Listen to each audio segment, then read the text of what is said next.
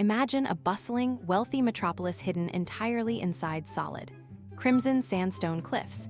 You're about to discover why the ancient Nabateans chose to carve an entire city into rock rather than build one on top of it.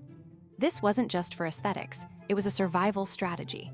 By carving into the mountains, the Nabateans created natural insulation against the brutal desert sun, keeping their homes remarkably cool. But there's a darker, more strategic reason involving ancient warfare that you might not expect.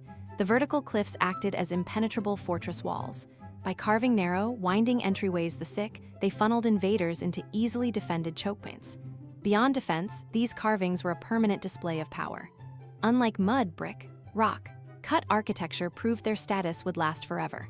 But how did they manage the water? Petra wasn't just a fortress. It was an engineering marvel that turned a desert into a lush oasis, which we'll explore next. Petra stands today as a testament to human ingenuity, proving that our greatest structures are those designed to harmonize with nature itself. If you found this fascinating, hit subscribe for more history secrets.